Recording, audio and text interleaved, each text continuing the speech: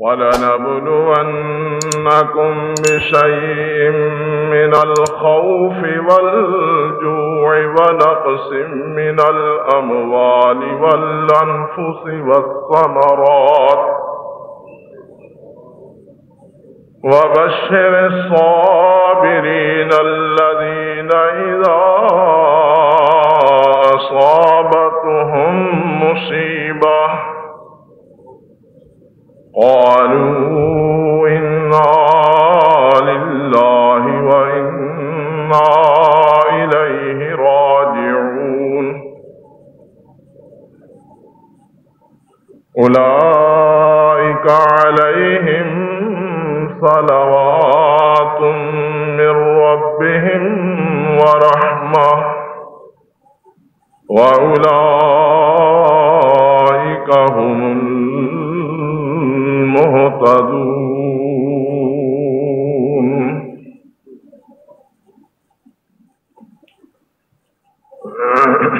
صدق اللہ العظیم.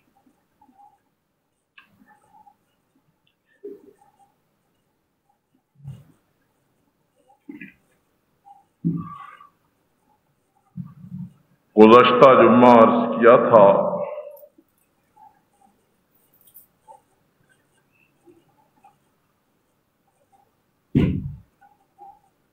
کہ محرم الحرام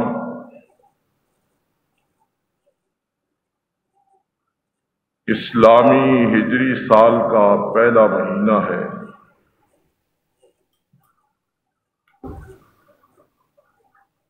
اور یہ مہینہ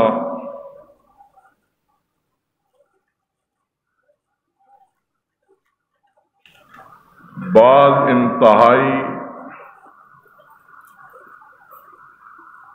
انمنٹ اور ناقابل فراموش تاریخی واقعات اور حقائق کی وجہ سے بھی اپنے اندر خصوصی انفرادیت اور کشش رکھتا ہے.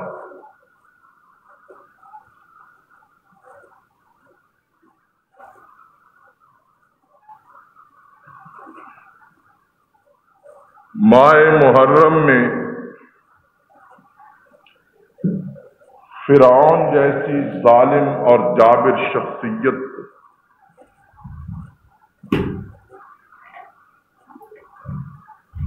اس کے لاؤ لشکر سمیت غرق آب کیا گیا.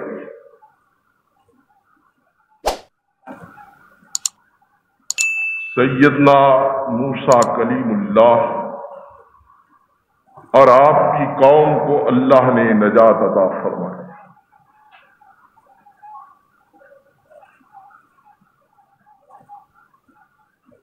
اسی طرح یکم محرم سیدنا فاروق اعظم رضی اللہ تعالی عنہ کی تاریخ شہادت ہے.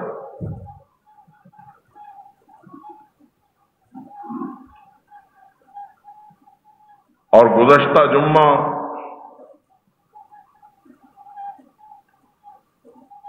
امیر المومنین سیدنا فاروق اعظم رضی اللہ تعالی عنہ کی سیرت، شخصیت، خلافت اور شہادت پر مختصراً گفتگو کی تھی.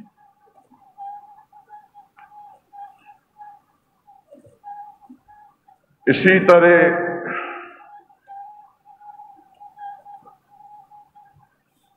پھر دور خلافت راشدہ کے بعد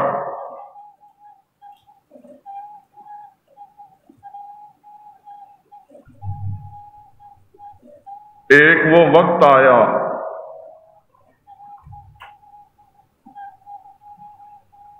کہ اسی محرم کی 10 تاریخ کو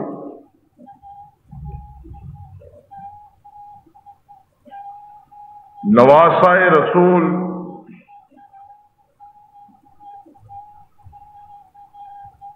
شہید کربلا حضرت سیدنا حسین ابن علی رضی اللہ تعالی عنہ کی شہادت کا بھی دل خراش سانحہ رونما ہوا.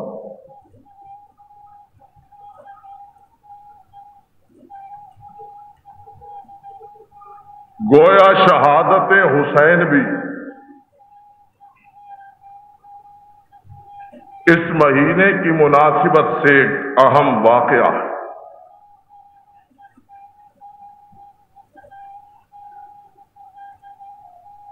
اور آج اسی مناسبت سے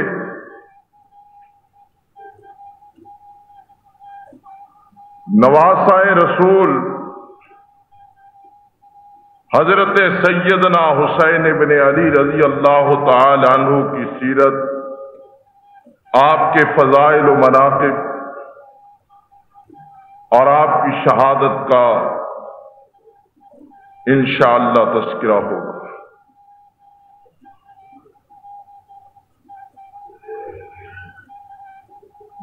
یہ بات یاد رکھنی چاہیے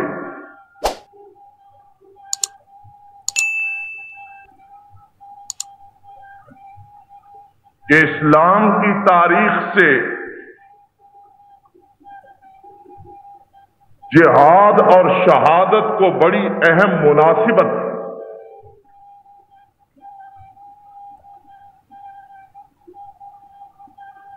اگر تاریخ اسلام سے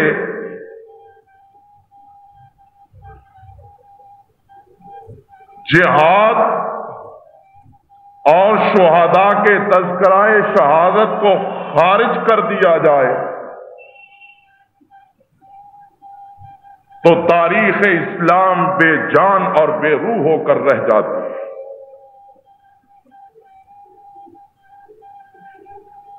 اور آپ تاریخ اسلام کا مطالعہ کیجئے گا،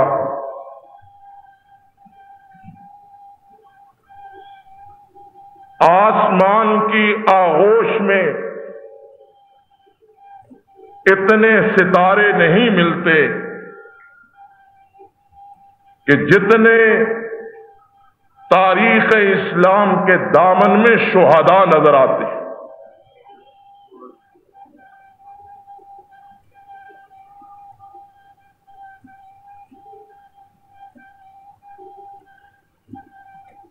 غازیوں اور شہداء کے کارناموں سے تاریخ اسلام کو تابانی نصیب ہوتی ہے،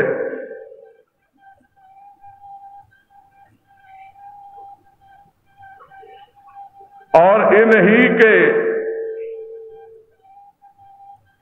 سنہری اور مجاہدانہ کردار سے آج بھی اوراق کے تاریخ ماہ کامل سے بھی زیادہ چمکتے دمکتے نظر آتے ہیں۔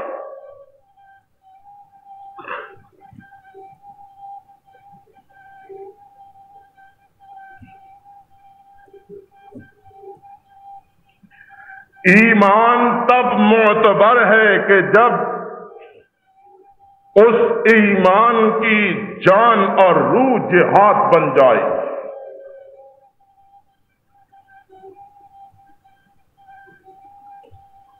بغیر عزم جہاد اور جذبہ جہاد کے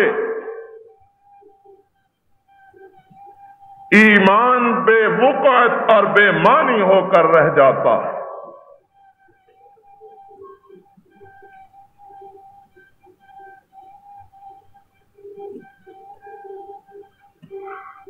اور جب جذبہ جہاد دل میں پروان چڑھنے لگتا ہے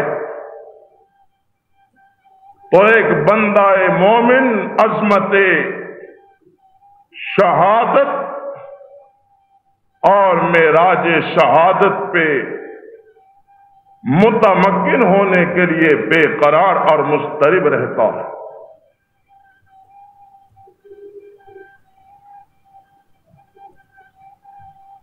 اور حصول شہادت کیوں نہ اہل ایمان کے دلوں کی آرزو بنے کہ رحمت کائنات نے فرمایا، اے اللہ میں تیرے راستے میں شہید کیا جاؤں، پھر زندہ کیا جاؤں، پھر شہید کیا جاؤں، پھر زندہ کیا جاؤں، پھر شہید کیا جاؤں۔ اور آپ جانتے ہیں کہ ہمارا دین موت کی تمنا کرنے سے منع کرتا ہے۔ کچھ بھی ہو جائے تمنائے موت مت کرو، لیکن شہادت کی موت وہ عظیم موت ہے جس پر ہزاروں زندگیاں قربان کر دی جائیں۔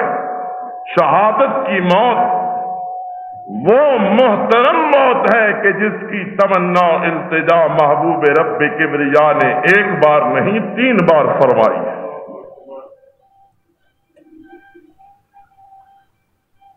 اب آپ خود اندازہ کریں کہ مقام شہادت کتنا عظیم الشان اور کتنا عالی مرتبت ہے، اور شہید کو بوقت شہادت جو لطف و لذت حاصل ہوتی ہے وہ اس کو جنت کی نعمتوں میں بھی نصیب نہیں ہوتا۔ یہی وجہ ہے کہ جب شہداء سے پوچھا جاتا ہے یہ میری نعمتیں جنت میں تم دیکھ رہے ہو، ان سے فیض یاب ہو رہے ہو، بتاؤ کوئی اور چیز بھی چاہیے؟ یا اللہ ایسی نعمتیں کہ جن کے بارے میں نہ کبھی سنا تھا، نہ کبھی ان کو دیکھا تھا، نہ کبھی تخیل و تصور کیا تھا، یہ نعمتیں یہاں میسر ہیں، اور کیا مانگ سکتے ہیں؟ اللہ فرمائے گا اے میرے شہداء بندو، نہیں اور کچھ خواہش کرو، سوچو، بچار کے بعد عرض کریں گے اے رب کبریا، اگر آپ ہم سے اصرار ہی فرماتے ہیں تو ہماری یہ خواہش ہے کہ ہمیں دنیا میں پھر بھیجا جائے تاکہ ہم پھر ایک بار شہادت کی لذت کو پائیں۔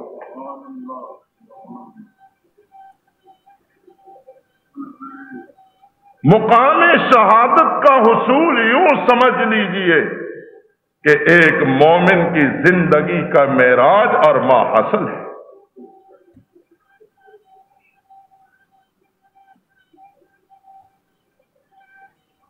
اور یہی بات خوب اچھی طرح سے سمجھ لیجئے کہ دامن اسلام میں کسی ایک شہید کی شہادت یا اس کی قربانی نہیں ہے، جہاں تو بے شمار شہداء، بے شمار ایثار کے پیکر، بے شمار قربانیوں کے مجسمے نظر آتے ہیں۔ بدر کے شہداء، احد کے شہداء، حنین کے شہداء، بیر معونہ کے شہداء، آل یاسر، عمار و سمیہ، خبیب و خباب، مصعب بن عمیر، حمزہ، علی ھذا القیاس رضوان اللہ عنہم اجمعین، ایک بڑی طویل فہرست ہے۔ اور جس کو بھی آپ دیکھیں وہ میدان شہادت میں اس منصب و لذت کو بڑے انوکھے اور منفرد انداز میں حاصل کر رہا ہے۔ ہم شفیع رسول سیدنا مصعب بن عمیر کو دیکھیں،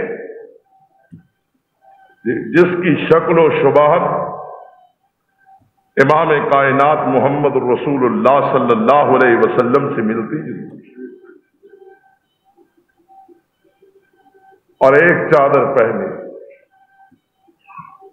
سر پاؤں ننگے، صرف ایک چادر، ایک چادر پہنے ہوئے میدان کارزار میں شہید ہوتے، ایک بازو کٹتا ہے، دوسرا کٹتا ہے، تیروں کی بوچھاڑ ہوتی ہے، جھنڈا اٹھائے ہوئے بازو کٹوانے کے باوجود علم اسلام کو سرنگو نہیں ہونے دیتے، بلکہ دوسرے ساتھی کو آوازہ دیتے ہیں، وہ آگے بڑھتا ہے اور پرچم اسلام کو تھام لیتا ہے، اور یہ بندہ رائے حق میں شہادت کا جام نوش کرتا ہے۔ سیدنا حمزہ رضی اللہ تعالی عنہ کی شہادت، سبحان اللہ، جسم کا انگ انگ راہ خدا میں کاٹا جاتا ہے،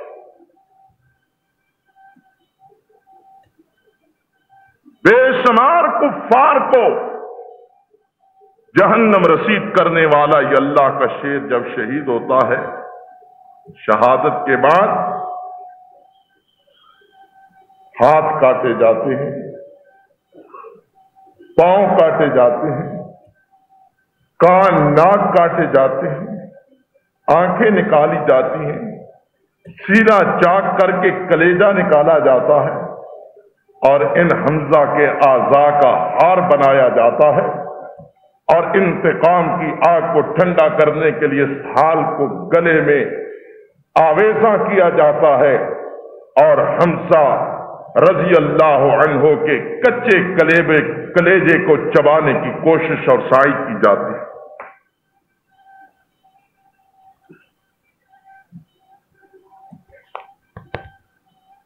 الغرض یہ ایک الگ طویل اور ایمان آفروز گفتگو ہے، انشاءاللہ پھر کسی موقع پر۔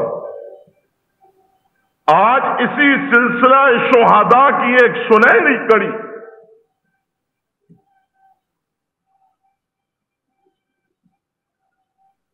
سیدنا حضرت حسین بن علی رضی اللہ تعالی عنہ کا تذکرہ ہوتا ہے،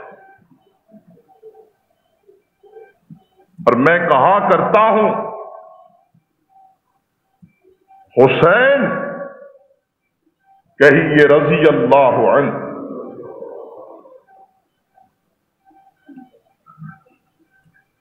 پوری امت محمدیہ کے ہر ہر فرد کی متاع عزیز ہے۔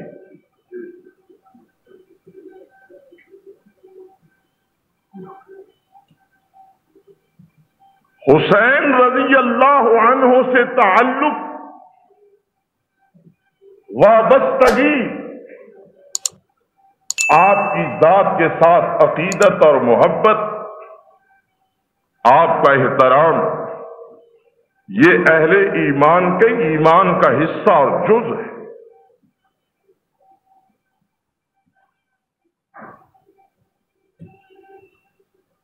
کون حسین؟ نواسہ رسول مقبول، جگر گوشہ بطول، آنگن رسول کے پھول، راکب دوش نبوت، علی کے لال، ہم شبیہ رسول، محسن امت، نوجوانان جنت کے سردار، فاطمہ الزہرا کے نور نظر، اسد اللہ، علی ابن ابی طالب کے لخت جگر، امین تعلیمات مصطفی، پیکر حریت، مجسمہ صبر، علم بردار صداقت، استقامت کے کوہ گراں،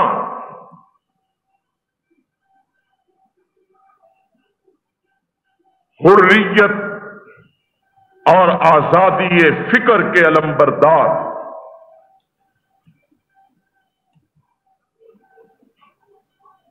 صداقت اور حقانیت کے ترجمان سید الصابرین امام مظلوم شہید کربلا ذبیح ثانی سیدنا حسین ابن علی کہ جن کی قربانیوں نے تاریخ کے چہرے کو ضیاء بخشی ہے، وہ حسین ابن علی رضی اللہ تعالی عنہ کہ جو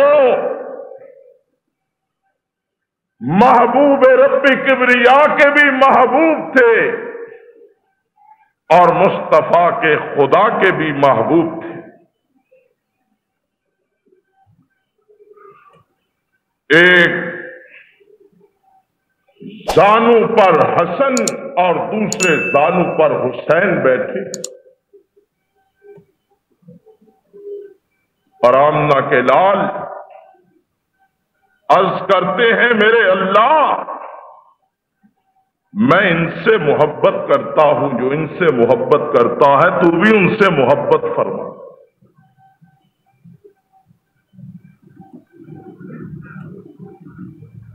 اللہ جو ان سے بغض رکھتا ہے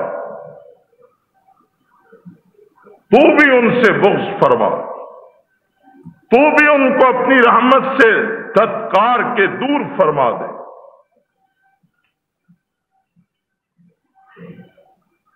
اور سچی بات یہ ہے کہ بخاری شریف کے الفاظ نبی رحمت نے فرمایا، لوگوں حسنین، حسن اور حسین یہ دنیا کے اندر میرے دو پھول ہیں. بڑی محبت تھی رحمت للعالمین کو اپنی بیٹی کے ان بیٹوں کے ساتھ، اور اس لیے کہ رسول اکرم صلی اللہ تعالی علیہ وآلہ وسلم کی جتنی بھی اولاد آپ کے بیٹے یا بیٹیاں، بیٹے تو بچپنے میں فوت ہو گئے.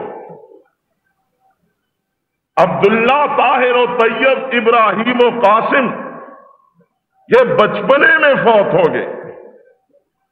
4 بیٹیاں تھیں، چاروں کی شادیاں کی. زینب کے بطن سے اولاد ہوئی، وہ بھی بچپنے میں ہی اس دنیا سے کوچ کر گئی، آگے اس کا سلسلہ نسل نہ چلا. رقیہ عثمان کے نکاح میں آئیں، ان کے بطن سے اولاد ہوئی، وہ بھی بچپنے میں ہی فوت ہو گئی، آگے ان کی نسل بھی نہ چلی. ام کلثوم عثمان کے نکاح میں آئیں، تھوڑا ہی وقت ان کی زوجیت میں رہیں، دار فانی سے کوچ کر گئی، ان کے بطن سے اولاد ہوئی ہی نہیں. اب صرف رسول ہاشمی صلی اللہ علیہ وسلم کے بیٹوں اور بیٹیوں میں سے آپ کی سب سے چھوٹی بیٹی حضرت فاطمہ تھی، ان کے بطن سے آپ کی اولاد کا سلسلہ چلا، آج تک ہے اور رہتی دنیا تک باقی رہے گا.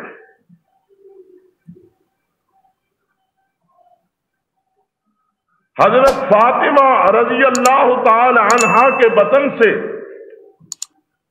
آپ کے 2 بیٹے، ایک کا نام حسن اور ایک کا نام حسین، اور 2 بیٹیاں، ایک کا نام زینب اور ایک کا نام ام کلثوم.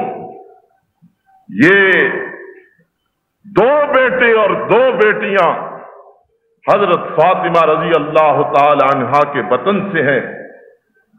اہل تاریخ نے لکھا کہ آپ کے 2 اور بھی بچے تھے با اختلاف روایات. ایک بیٹی کا نام رقیہ تھا اور ایک بیٹے کا نام محسن تھا. یہ دونوں بچپنے میں فوت ہو گئے، لیکن 4 بچے، 2 بیٹے اور 2 بیٹیاں حضرت فاطمہ رضی اللہ تعالی عنہا کے بطن سے زندہ رہے اور بعد میں یہ حضرت فاطمہ کی وفات کے بعد بھی موجود رہے۔ بہرحال سب سے چھوٹی بیٹی اور اس بیٹی کی اولاد کے ساتھ رسول اکرم صلی اللہ تعالی علیہ وآلہ وسلم کو بے پناہ محبت تھی، اور ان کی محبت رسول اکرم صلی اللہ تعالی علیہ وآلہ وسلم کی شخصیت کا جز اور حصہ بن چکی۔ حسن پیدا ہوئے، پیغمبر علیہ السلام آئے، اپنے ہاتھوں سے آپ نے لعاب دہن کی گھٹی دی، نام حسن تجویز فرمایا، 7ویں دن عقیقہ فرمایا، بعد ازاں جناب حسین کی ولادت ہوئی۔ رسول اکرم صلی اللہ تعالی علیہ وسلم تشریف لائے، بڑے خوش۔ آپ نے اپنے لب مبارک کی گھٹی حضرت حسین کو دی، نام حسین تجویز فرمایا، اور رسول اکرم صلی اللہ علیہ وآلہ وسلم نے ان کا عقیقہ فرمایا۔ یہ دونوں بچے، جیسے کہ عرض کیا کہ حضرت نے فرمایا یہ دونوں دنیا کے اندر میرے پھول ہیں۔ ان دونوں کے بارے میں اظہار محبت کے لیے مختلف مواقع پر مختلف انداز و اسلوب اختیار فرمائے۔ یہ دونوں بچے ایک بار دوش نبوت پہ سوار ہیں، راکب دوش نبوت بنے ہوئے ہیں۔ ایک دیکھنے والا دیکھتا ہے صحابہ میں سے، کہتا حسن اور حسین بچوں کتنے خوش قسمت ہو، تمہیں کتنی عظمت والی سواری نصیب ہوئی ہے۔ کندھے ہیں کائنات کے امام و سردار کے، اور ان کندھوں پہ سوار ہیں فاطمہ کے دونوں لال حسن اور حسین۔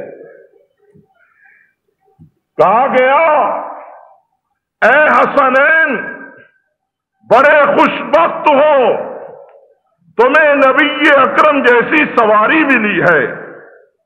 نبی پاک فرماتے ہیں صحابہ تمہیں سواری نظر آتی ہے، واقعی سواری بھی عظمت والی ہے، لیکن میرے سواروں کو دیکھو یہ بھی بڑی شان والے ہیں،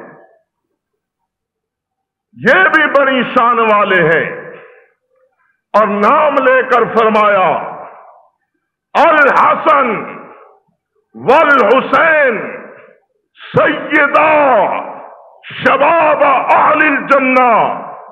اے لوگو، میرا حسن اور میرا حسین یہ دونوں جنتی نوجوانوں کے سردار ہیں، یہ دونوں نوجوانان جنت کے سردار ہیں۔ نوجوانوں، حسن اور حسین وہ پاکیزہ شخصیات ہیں کہ جن کی زندگیاں، جن کی طہارت، جن کا تقوی، جن کی للہیت، جن کی سیرت و کردار کی پاکیزگی، جن کی جرأت و بے باکی، جن کی شجاعت اور جن کا بلند کردار تمہارے لیے بہترین نمونہ ہے۔ اور حسن بھی بڑی شان والے اور حسین بھی بڑی، کہیں رضی اللہ عنہما، پھر کہیے رضی اللہ عنہما۔ حسن کو پاس بٹھایا، حسن کی بھی ایک بات کرتے جائیں۔ سیدنا حسن کو پاس بٹھایا، فرمایا یہ میرا بیٹا سردار ہے، یہ میرا بیٹا سردار ہے۔ ایک وقت آئے گا امت میں خون خرابہ ہوگا، امت ایک دوسرے کے خلاف سب آرا ہوگی، تلواریں ننگی ہوں گی، لاشوں کے انبار لگ جائیں گے، خون مسلم بہتا ہوا دکھائی دے گا۔ اس فتنے کے دور میں یہ میرا بیٹا حسن ہے نا، یہ سردار ہے، اس میرے بچے کی وجہ سے اللہ امت کے تھا علی کا بیٹا اپنی گرہ سرائے خدا میں صدقہ کیا کرتا تھا، لیتا نہیں تھا، دیا کرتا تھا۔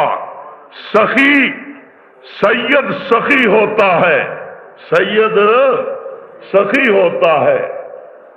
عطا اللہ شاہ بخاری کہا کرتے تھے کہ سید سخی ہوتا ہے، سید سخی ہوتا ہے، اور سید سونا بھی ہوتا ہے۔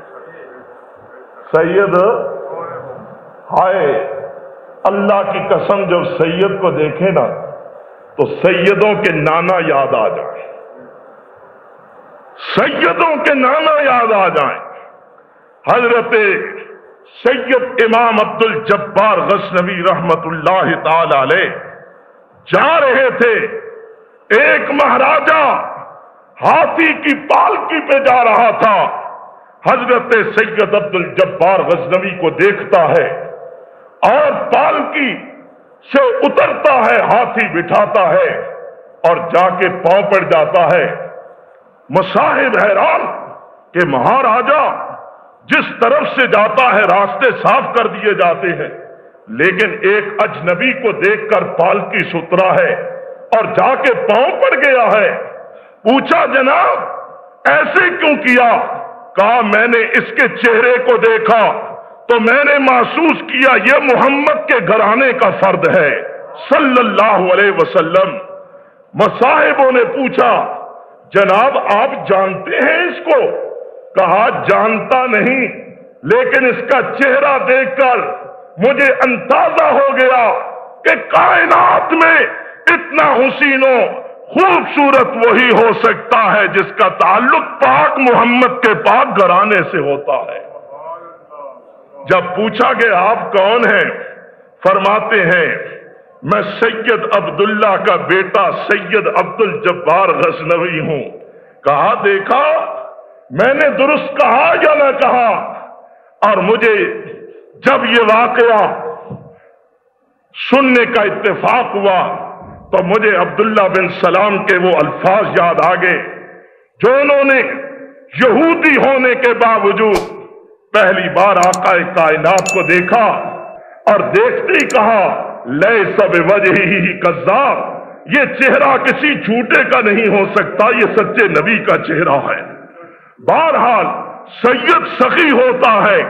حضرت حسین کے بارے میں فرمایا کان الحسین کثیر الصلاۃ والصوم والحج والصدقہ، حسین فرضی نمازیں بھی پڑھتے تھے، حسین راتوں کو تہجد بھی پڑھتے تھے، حسین نوافل بھی کثرت سے پڑھتے تھے، حسین فرضی روزے بھی رکھتے تھے، حسین نفلی روزے بھی کثرت سے رکھا کرتے تھے، حسین نے فرضی حج بھی ادا کیا، حسین نے کثرت سے نفلی حج اور عمرے بھی ادا کیے، اور حسین سخی تھا، حسین صدقہ کرنے والا تھا۔ وَأَفْعَالُ الْخَيْرِ فرماتے ہیں ہر خیر کا فعل حسین کیا کرتا تھا رضی اللہ تعالی عنہ۔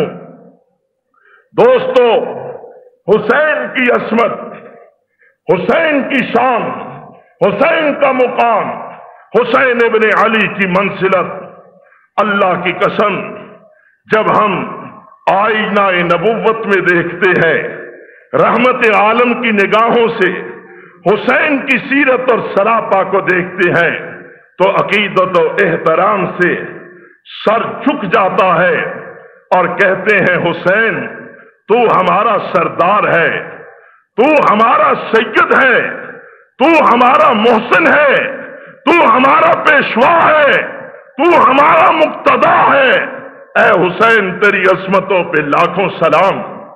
دوستو سیرت اور فضائل اختصار کے ساتھ قرآن و سنت کی روشنی میں نے آپ کے سامنے عرض کیے، اور سچی بات یہ ہے کہ ان شخصیات کے، اہل بیت محمد کے فضائل و مناقب اتنی کثرت سے مبنی پر حقیقت اور صداقت حوالوں کی روشنی میں موجود ہے کہ ہمیں کسی جھوٹ اور کسی زیب داستاں کا سہارا لینے کی ضرورت ہی نہیں۔ حسین ایک تو دور یزیدی کا ستایا ہوا تھا، عبید اللہ ابن زیاد کے لگائے ہوئے زخم آل بیت محمد پر آج بھی محسوس ہوتے ہیں، لیکن حسین اس لحاظ سے بھی مظلوم ہے کہ ذات حسین کے بارے میں کائنات میں جتنا جھوٹ بولا گیا ہے اتنے جھوٹ کا تصور بھی نہیں کیا جا سکتا۔ آج بھی میں علی وجہ البصیرت کہتا ہوں، اتنا جھوٹ بولا جاتا ہے آل بیت کے بارے میں، حسین کے بارے میں، قافلہ حسینی کے بارے میں، کہ پورے سال اتنا جھوٹ نہیں بولا جاتا جتنا ان 10 دنوں میں بولا جاتا، اتنی کثرت کے ساتھ۔ اور جس کو دیکھے وہ اپنے انداز سے ایسی ایسی باتیں گھڑتا ہے کہ عقل دھنگ رہ جاتی ہے، اور ماس یہ کہ ایسی دور کی کوڑی لاؤ، اتنا ٹھوس اور ٹھیٹ اور سکے بند جھوٹ بولو کہ بڑے بڑے لوگوں کے آنسو نکال دو اور ان کو رلانا شروع کر دو۔ بس یہی شان حسین کا تقاضا سمجھا جاتا ہے۔ پشاور کے علاقے میں پٹھانوں کے درمیان ایک صاحب مصائب حسین بیان کر رہے تھے، کہنے لگے حسین پر پانی بند کر دیا گیا، بڑے ظلم کیے گئے، آپ کے بچوں کو شہید کیا گیا، آپ کے خیموں کو آگ لگائی گئی، بڑے بڑے اس نے باتیں کی، لیکن کوئی رونے کے لیے تیار نہ تھا، کسی کو رونا آ نہیں رہا تھا۔ کہتا فلاں کو شہید کیا گیا، یہ کیا گیا، وہ کیا گیا۔ پٹھان تھے، ٹس سے مس نہ ہوئے۔ اب کہنے لگا اس کو کیسے رلاؤں، ان کو کس طرح آبدیدہ کیا جائے؟ کہنے لگا لوگوں تم نہیں روتے، بڑا عجیب بات لگتا ہے تم نہیں روتے، مجھے قسم ہے اللہ کا، یزید اتنا پلید تھا کہ اس ناہنجار نے علی کے بیٹے حسین کا نسوار بند کر دیا۔ اب سارے پٹھان رونے لگے، ذکر ہو نسوار کا اور پٹھان روئے نا۔ کہنے لگو خچا اتنا ظالم تھا کہ اس نے حسین کا نسوار بند کر دیا، بس پھر کیا تھا، چیخیں تھیں۔ اب یہ ہے کہاں نسوار، کہاں نواسائے رسول، کہاں نسوار، کہاں حسین ابن علی۔ لوگوں یاد رکھو، نواسائے رسول کے ساتھ اتنا ستم نہ کرو، کائنات کس مظلوم ترین انسان پر اتنا جھوٹ مت بولو، پہلے ہی مظلوم ظلموں کا بڑا ستایا ہوا ہے۔ بہرحال حضرت حسین رضی اللہ تعالی عنہ کی شہادت تاریخ کا ایک المناک باب ہے، ظالموں کے لیے پیغام موت ہے اور مظلوموں کے لیے درس حیات اور مشعل راہ ہے۔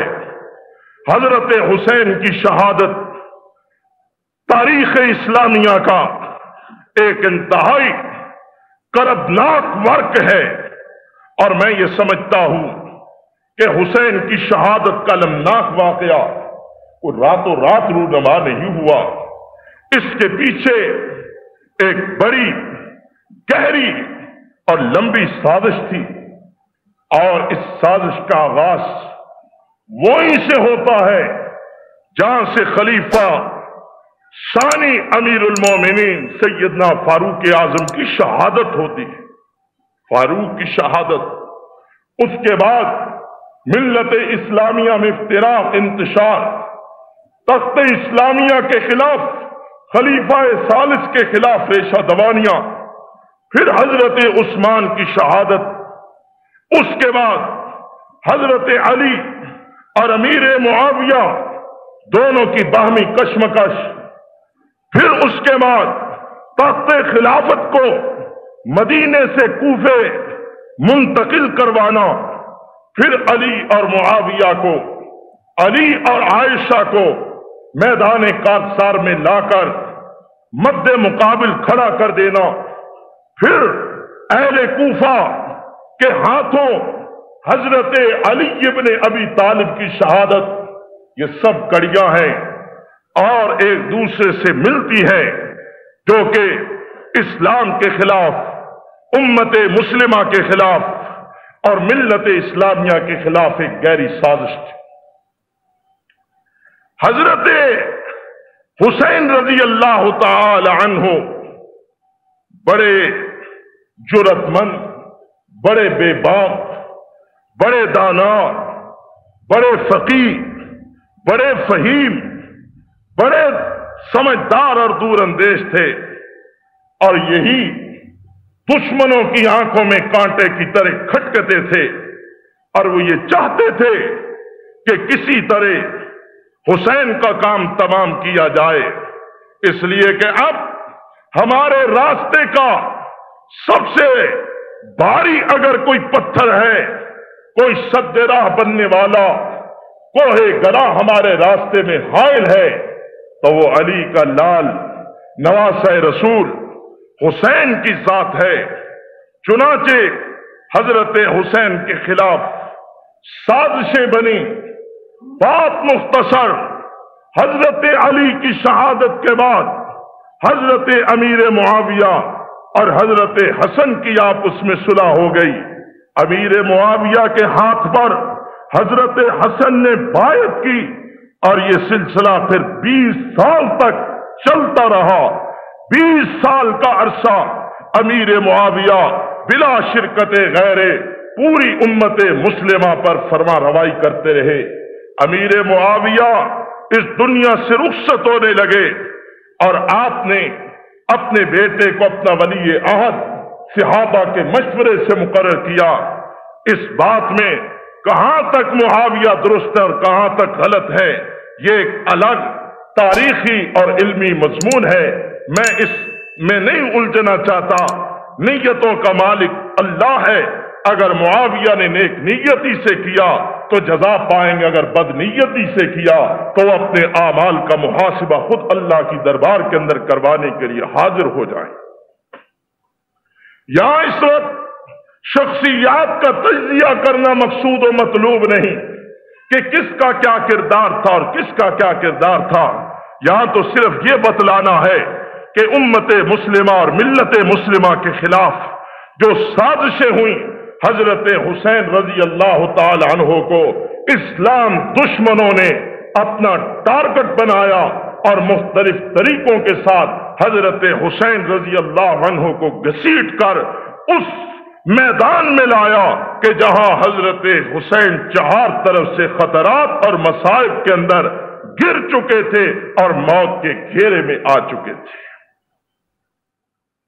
معاویہ کی وفات کے بعد یزید سلطنت خلافت اسلامیہ پہ متمکن ہوتا ہے، اور یہ بات میں کھلم کھلا کہنا چاہتا ہوں کہ یزید کی ذات اور شخصیت تاریخ کے اندر متنازع فی شخصیت ہے۔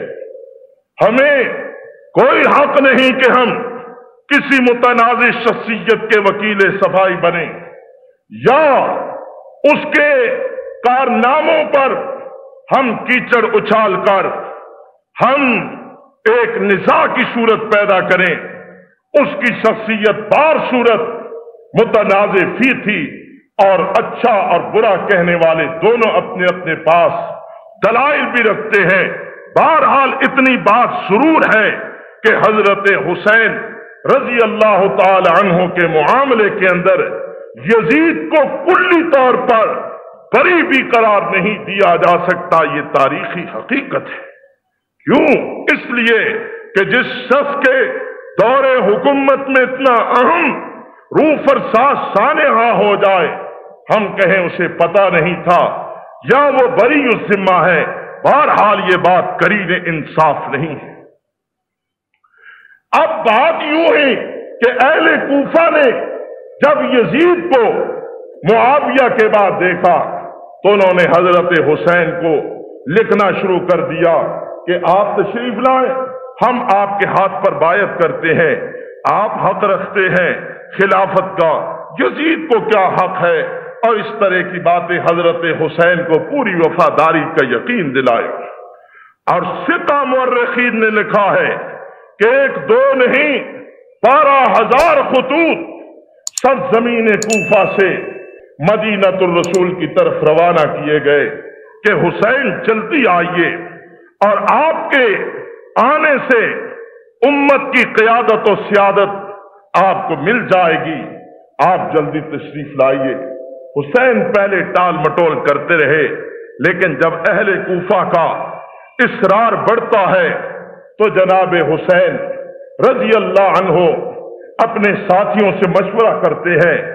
सहाबा ने कहा कि हुसैन आप ये दिल से ख्याल निकाल दें कि आप कूफे चले जाएं और कूफे वाले आपसे वफा और आपकी वफादारी के तकाजों को पूरा करें, ये नामुमकिन है, इसलिए आप न जाइए।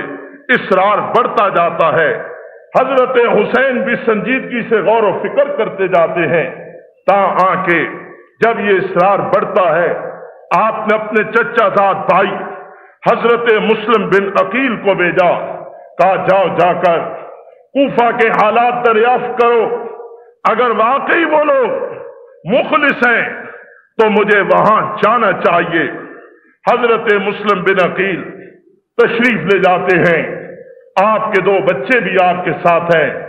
वहां जब गए तो कूफा वालों ने नारों की गूंज में मुस्लिम बिन अकील का इस्तकबाल किया, सर पे उठाया, आंखों पे बिठाया और दीदा दिल फर्श राह बनाया। हजरत मुस्लिम समझने लगे वाकई ये बड़े वफादार और बड़े ही जानिसार हैं।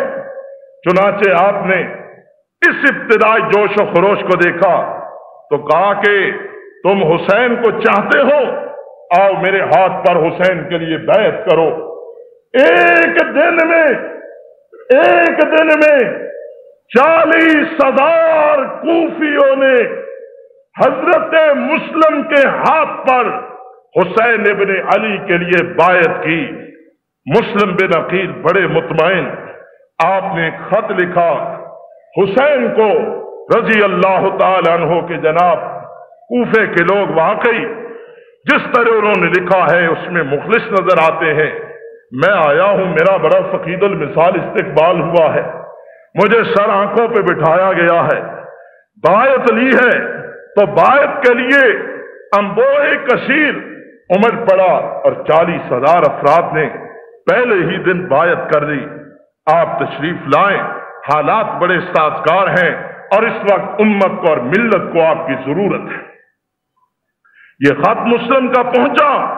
हजरत हुसैन रजी अल्लाह ताला अन्हु साथियों से मशवरा करते हैं।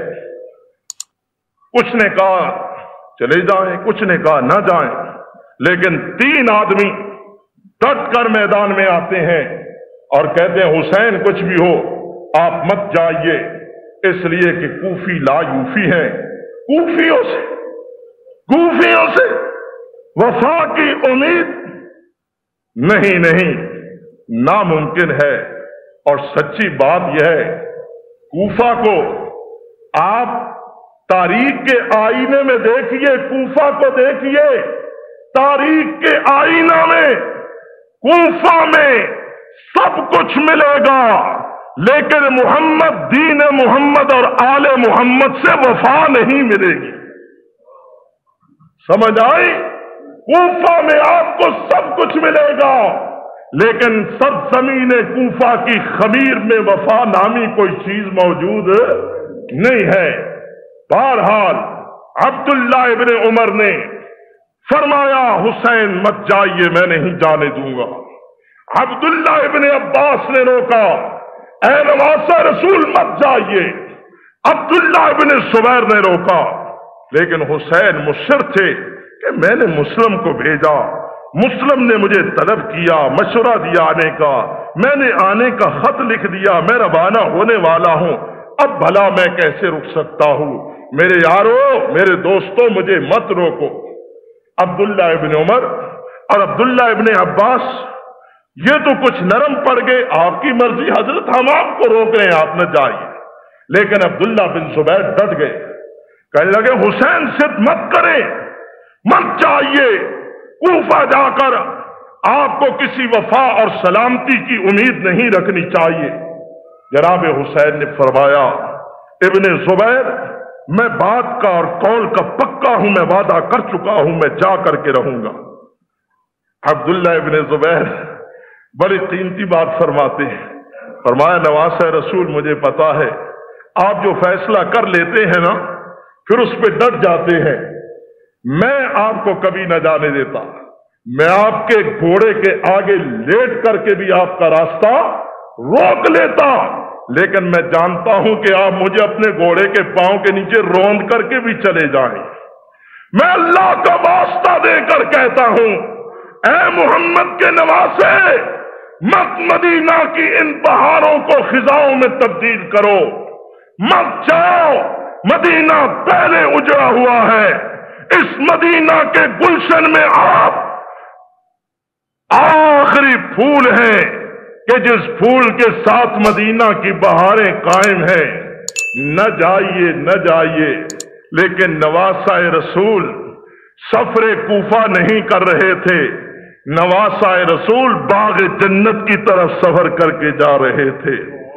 نکلے، مدینے کو نمناک آنکھوں کے ساتھ الوداع کہا، مدینے والوں استودعکم اللہ، اللہ کے حوالے اپنے نانا کے روزے کی طرف نگاہ کر کے کہتے ہیں اے میرے نانا کے شہر، جا رہا ہوں اللہ کے سپرد، دیکھیے کیا بنتا ہے۔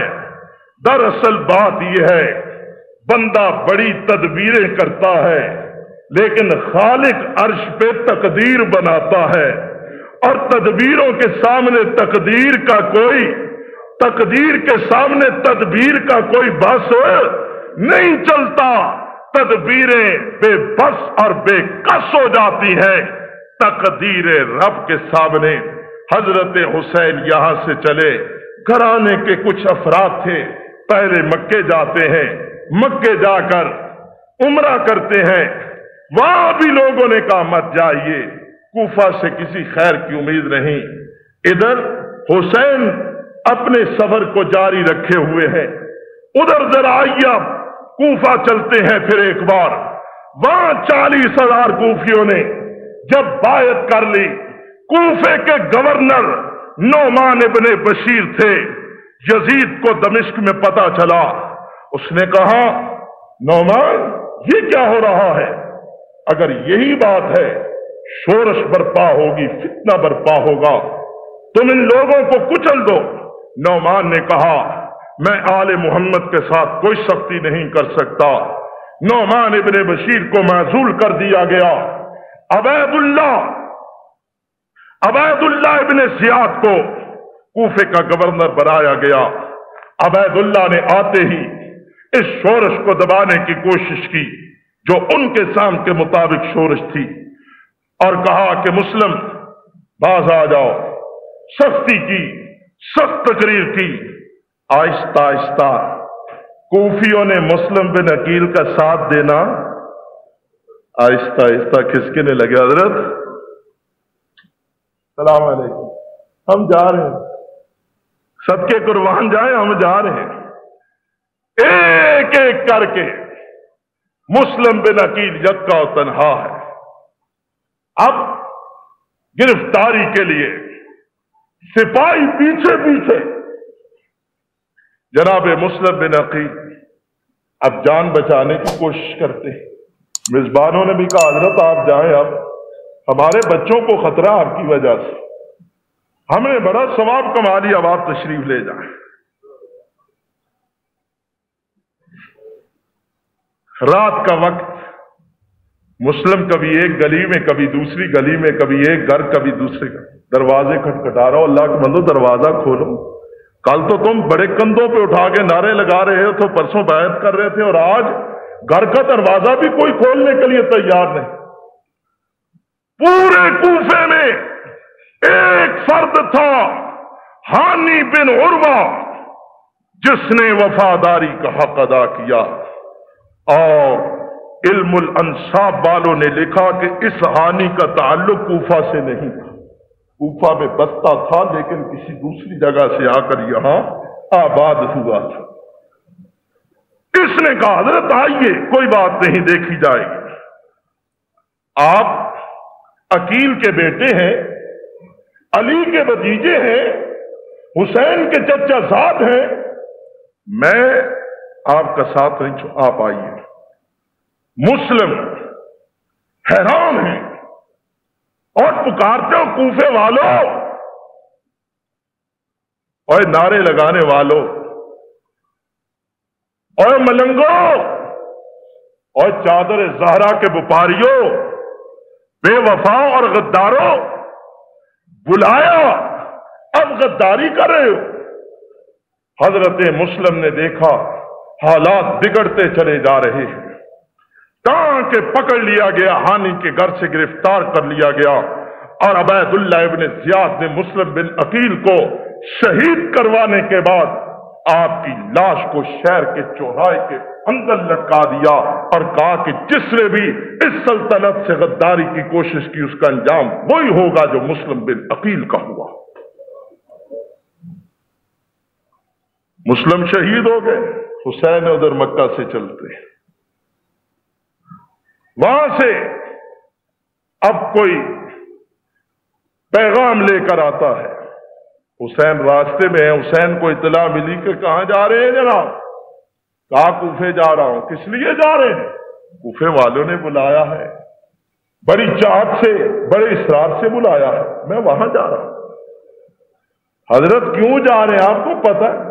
کہا مسلم وہاں پہنچے ہوئے، انہوں نے کہا جواب دیا گیا جناب وہ نعرے باز بھاگ گئے، انہوں نے آپ کے ہم ساتھ مسلم کا ساتھ چھوڑ دیا، اور آپ کی اطلاع کے لیے یہ روح فرسا خبر آپ کو سناتے ہیں کہ مسلم بن عقیل شہید کر دیے گئے۔ حسین انا للہ و انا الیہ راجعون پڑا۔ مسلم کے بچے بھی قافلہ حسینی میں شامل تھے۔ حسین نے ان یتیم بچوں کے سر پہ ہاتھ پھیرا اور اپنے ساتھیوں سے مشورہ کیا کہ اب بساط الٹ چکی، اب کیا کیا جائے؟ کچھ نے کہا جانا چاہیے، کچھ نے کہا نہیں جانا چاہیے، حالات ہی ناسازگار۔ حضرت حسین نے یہاں ایک رقت آمیز خطبہ ارشاد فرمایا اور اس میں یہ فرمایا کہ کچھ بھی ہو، بہرحال اب نواسہ رسول کے قدم آگے بڑھنے کے بجائے پیچھے نہیں پلٹیں گے، آگے ہی بڑھیں گے۔ ہاں، رات کے اندھیرے میں میں تمہیں اجازت دیتا ہوں، بغیر شرمسار ہوئے جو میرا ساتھ چھوڑتا ہے چھوڑ کر چلا جائے، میں کسی کو مجبور نہیں کرتا، لیکن میں جاؤں گا، حالات کا سامنا کروں گا۔ واقعی جب یہ قافلہ سرزمین کوفہ کی طرف رواں دواں ہے، عبید اللہ ابن زیاد نے کوفے سے بہت آگے نکل کر فرات کے کناروں سے بھی آگے اس میدان میں کہ جس کو آج تاریخ کربلا کے نام سے پہچانتی ہے، وہاں آ کر گھیرا ڈال لیا گیا اور کہا حسین آگے مت بڑھیے۔ اب ایک ہی صورت ہے کہ آپ اس شورش اور فتنے کو ختم کریں۔ حسین نے کہا میں فتنہ پھیلانے کے لیے نہیں آیا، فتنہ مٹانے کے لیے آیا، اور مجھے ان کوفے والوں نے طلب کیا ہے، یہ میرے ابا کے مرید ہیں، یہ میرے بابا کے چاہنے والے ہیں، یہ ان کے محب ہیں، یہ ان کی محبت سے سرشار، ان کے نام کی مالا جپتے ہیں، میں ان کے طلب کرنے پر آیا۔ عبید اللہ بڑا سخت گیر حکمران تھا، اور یزید نے بھی اس کے لیے کہا تھا ابن مرجانہ پہ اللہ لعنت کرے، جو اس نے حسین کے ساتھ سلوک کیا، میں نے کبھی نہ چاہا تھا نہ کہا تھا۔ بہرحال حسین محصور کر لیے گئے۔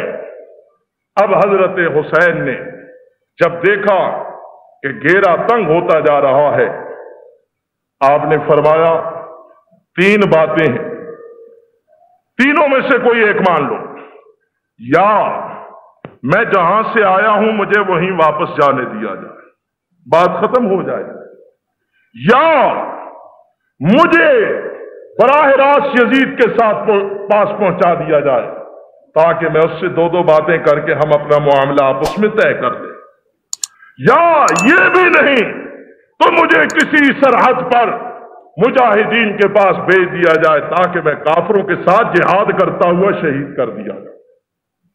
عبید اللہ نے کہا نہیں، شاہ سے زیادہ شاہ کے وفادار بھی برے ہوتے ہیں، یہ مصائب بڑے بڑے شاہوں کو لے ڈوبتے ہیں، بڑے بڑے لوگوں کا بیڑا غرق کر دیتے ہیں۔ عمدی حاشیہ برداری اور خوشامد کرنے والے عبید اللہ بھی ایسا ہی تھا، کہنے لگا حسین